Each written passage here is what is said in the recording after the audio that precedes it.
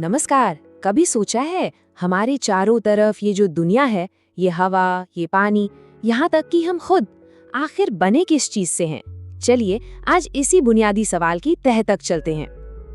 अच्छा, 1 मिनट के लिए अपने आसपास देखिए। जिस हवा में हम सांस ले रहे हैं, जो पानी हम पीते हैं, अरे जिस कुर्सी पर बैठे हैं, और तो और वो दूर आसमान में टिमटिमाते तारे, इन सब में ना एक चीज बिल्कुल कॉमन है।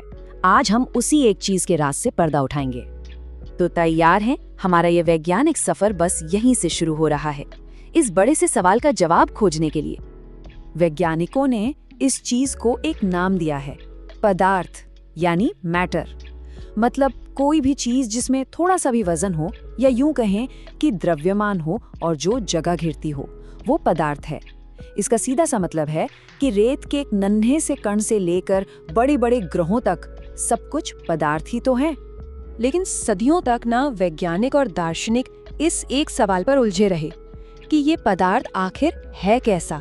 क्या ये लकड़ी के टुकड़े की तरह एक ठोस अखंड चीज है, या फिर ये रेत जैसा है जो असल में छोटे छोटे बहुत सारे कणों से मिलकर बना है। चलिए अब इस पुरानी बहस को खत्म करते हैं और देखते हैं कि सबूत आखिर किस तरफ इशारा कर रहे हैं। इसे समझने के लिए ना एक बहुत ही आसान सा एक्सपेरिमेंट देखते हैं। मान लीजिए एक बीकर में पानी लिया और उसके लेवल पर एक निशान लगा दिया। ठीक है, अब उसमें 1 चम्मच नमक डालकर अच्छे से घोल दिया। अब नमक तो गायब हो गया है ना, पर सबसे हैरानी की बात यह है कि पानी का लेवल अपनी जगह से हिला तक नहीं। तो सवाल ये उठता है कि अगर पानी का लेवल बढ़ा ही नहीं, तो भाई वो पूरा का पूरा 1 चम्मच नमक गया तो गया कहाँ? और इसका जवाब ना बड़ा मजेदार है। वो नमक कहीं गया ही नहीं, उसके जो बेहद छोटे छोटे कण थे वो पानी के कणों के बीच की खाली जगह में जाके फिट हो गए। है ना कमाल? ये एक सीधा सा सबूत है कि पदार्थ लकड़ी की तरह ठोस नहीं, बल्कि रेत की तरह छोटे छोटे कणों से बना है। और ये कण कितने छोटे होते हैं, इतने छोटे कि हम सोच भी नहीं सकते। जरा कल्पना कीजिए, पोटेशियम परमैंगनेट के सिर्फ कुछ दाने ही 1000 लीटर पानी की एक पूरी टंकी को रंगीन बना सकते हैं। इससे पता चलता है कि हर छोटे से दाने में लाखों करोड़ों कण छुपे हुए हैं।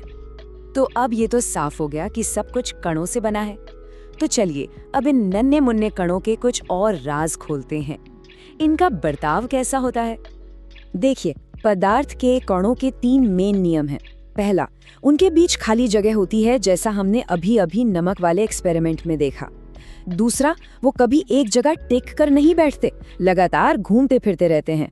और तीसरा, वो एक दूसरे को अपनी तरफ खींचते हैं, मतलब एक दूसरे से जुड़े रहते हैं। अच्छा, कभी सोचा है कि गर्मा गर्म खाने की खुशबू रसोई से होती हुई दूसरे कमरे तक क्यों आ जाती है, लेकिन ठंडे खाने की नहीं आती? इसका जवाब भी कणों की इसी गति में छिपा है। इस प्रोसेस का एक साइंटिफिक नाम भी है, विसरण यानी डिफ्यूजन।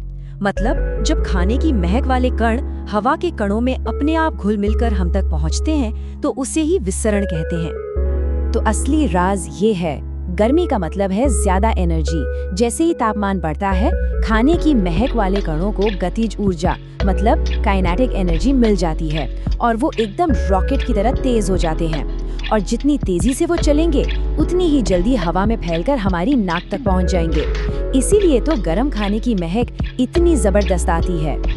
और कणों का तीसरा और आखिरी नियम क्या था? हाँ, कि वो एक दूसरे को अपनी ओर खींचते हैं, बिल्कुल इन डांसर्स की तरह जिन्होंने एक दूसरे को कस के पकड़ रखा है। कणों के बीच भी एक ऐसा ही न दिखने वाला आकर्षण बल काम करता है, जो उन्हें एक दूसरे से बांध कर रखता है। चलिए अब तक जो कुछ भी हमने सीखा है, उसे एक साथ जोड़कर देखते हैं। अब देखते हैं कि ये 3 नियम कैसे पदार्थ की 3 अवस्थाओं, ठोस, द्रव और गैस का पूरा रहस्य खोल देते हैं। देखिए, किसी भी पदार्थ की अवस्था, चाहे वो ठोस हो, द्रव हो या गैस, वो बस उसके कणों के व्यवहार का ही नतीजा है। मतलब कण एक दूसरे के कितने पास हैं, कितनी तेजी से भाग रहे हैं और उनके बीच का आकर्षण कितना मजबूत है। बस यही 3 बातें सब कुछ तय करती हैं। ये टेबल इन सारे अंतरों को बहुत अच्छे से समझाती है। सोचिए, ठोस में कण एकदम कसकर एक दूसरे से बंधे हैं, इसीलिए उनका आकार फिक्स होता है। द्रव में कण थोड़े आजाद हैं, एक दूसरे पर फिसल सकते हैं, इसीलिए वो बर्तन का आकार ले लेते हैं। और गैस में, अरे वहाँ तो कण पूरी तरह से आजाद हैं, हर तरफ उड़ते रहते हैं और जो भी जगह मिलती है उसे पूरा भर देते हैं। तो आखिर इन सब बातों का मतलब क्या है, इसका निचोड़ क्या है?